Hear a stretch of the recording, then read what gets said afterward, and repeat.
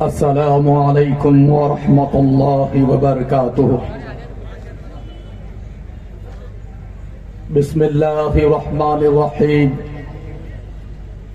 الحمد للہ رب العالمین، والصلاة والسلام علی سید المرسلین وعلی آلہ واصحابہ اجمعین۔ اما بعد، فقد قال الله تبارك وتعالى في القرآن المجيد والفرقان الحميد: أعوذ بالله من الشيطان الرجيم، بسم الله الرحمن الرحيم، يريدون ليطفئوا نور الله بأفواههم والله متم نوره، وقال: يا أيها الذين آمنوا اصبروا وصابروا ورابطوا واتقوا الله لعلكم تفلحون۔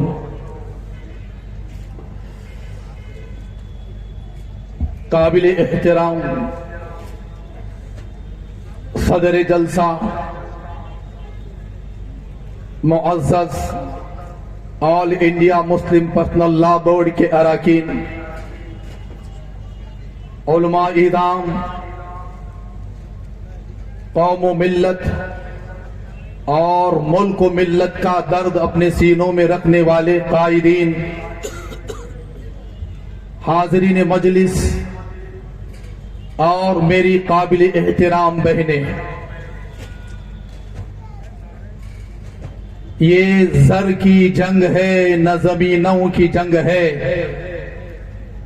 یہ زر کی جنگ ہے نہ زمینوں کی جنگ ہے، یہ جنگ ہے بقا کے اصولوں کے واسطے۔ جو خون ہم نے نظر دیا ہے اس زمین کو، جو خون ہم نے نظر دیا ہے اس زمین کو، وہ خون ہے غلاموں کے پھولوں کے واسطے۔ حضرات محترم، اس ملک کو ہم نے آزاد کرایا، ہم مسلمانوں نے اپنے لہو سے اس سرزمین کو سینچا ہے۔ آج ہم پر ہی اس ملک کی سرزمین کو تنگ کیا جا رہا ہے۔ ہم سے ہماری مسجدوں، قبرستانوں، درگاہوں کو چھیننے کا کالا قانون بنا دیا گیا ہے۔ آج ہم جس لڑائی کے لیے یہاں جمع ہوئے ہیں، میرے بھائیوں بڑا غور سے سننا، یہ اصولوں کی لڑائی ہے۔ یہ لڑائی وقف ایکٹ 2025 کے خلاف ہے۔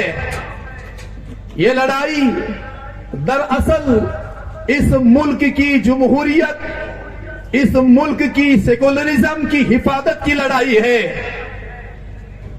ہماری یہ لڑائی ہندوستان کے ملک کے کانسٹیٹیوشن، اس کی حفاظت کی لڑائی ہے۔ ہماری یہ لڑائی جمہوریت کی بقائی کی لڑائی ہے۔ ہماری لڑائی سیکولرزم کی مضبوطی کی لڑائی ہے۔ ہماری یہ لڑائی دستوری حقوق کے تحفظ کی لڑائی ہے۔ ہماری یہ لڑائی ملک میں دستور کے بالادستی کی لڑائی ہے۔ ہماری یہ لڑائی ہمارے برادران وطن جو پسماندہ طبقوں سے تعلق رکھتے ہیں یا کسی اور طبقے سے تعلق رکھتے ہیں، ہر طبقے کے اس کے حق کی حفاظت کی لڑائی ہے۔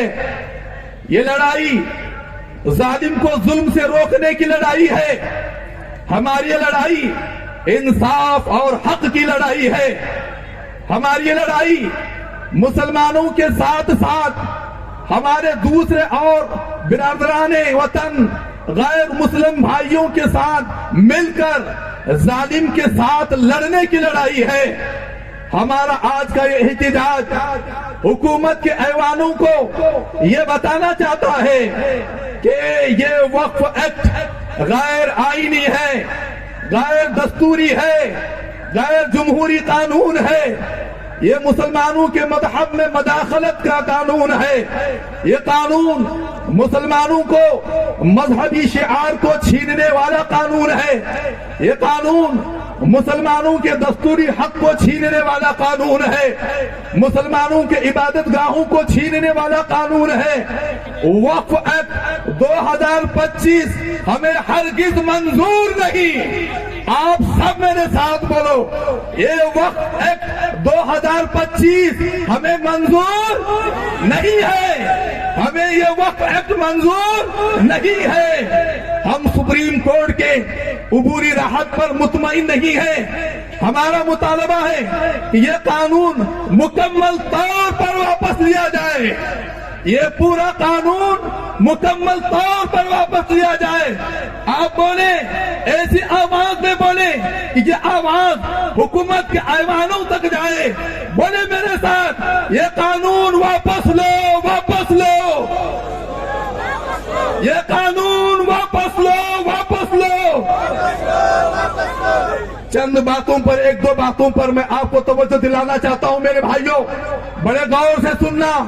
پہلی بات تو یہ ہے کہ سپریم کورٹ نے جو 2 دفعات پر عبوری طور پر پابندی لگائی ہے، اچھی بات ہے، خوش آئند بات ہے، لیکن قابل اطمینان نہیں ہے۔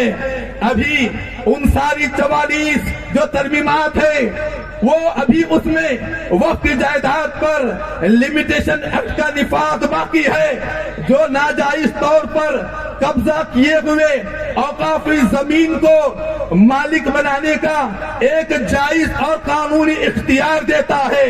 ابھی بھی وقف کے لیے 5 سال قدیمی اور باعمل مسلمان ہونے کی شرط باقی ہے، جو پرانے اوقاف کو خطرے میں ڈالنے کے ساتھ ساتھ وقف کے راستے محدود کر دیتا ہے۔ اس ایکٹ میں لائی گئی 44 ترمیمات میں صرف 2 ترمیمات میں عبوری پابندی سے ہم مطمئن ہو کر نہیں بیٹھیں گے، ہم مطمئن ہو کر نہیں بیٹھیں گے۔ ہمارا احتجاج انشاءاللہ آخری سانس تک انشاءاللہ چلتے رہے گا، آخری سانس تک انشاءاللہ چلتے رہے گا۔ یہ نیا وقف ایکٹ پورا کا پورا قانون غیر آئینی، غیر جمہوری، ظالمانہ اور مسلم دشمنی پر مبنی ہے۔ جب تک مکمل قانون واپس نہ لیا جائے گا، اپنے احتجاج کو انشاءاللہ ہم جاری رکھیں گے۔ ہماری زندگی اور موت کا مسئلہ ہے۔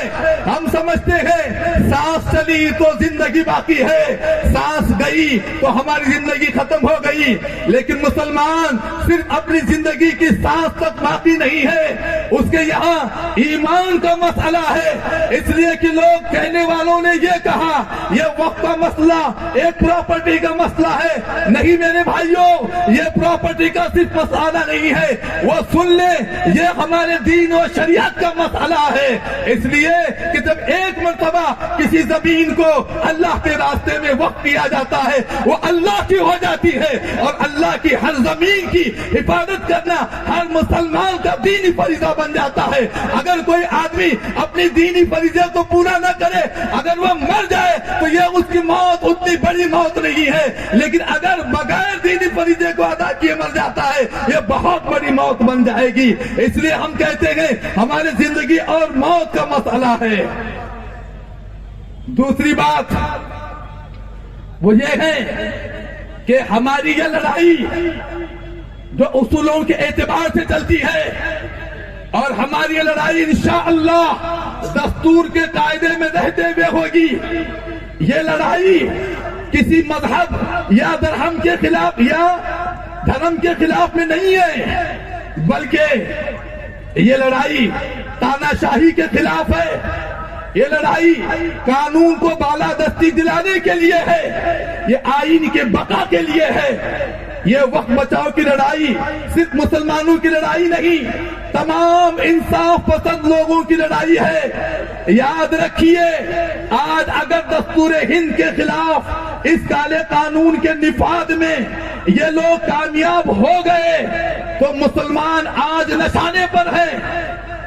मुसलमान आज नशाने पर हैं, कल दूसरे और हमारे बिरादरान इस्लाम इनके नशाने पर होंगे और सिलसिला निकल भी पड़ा हुआ है।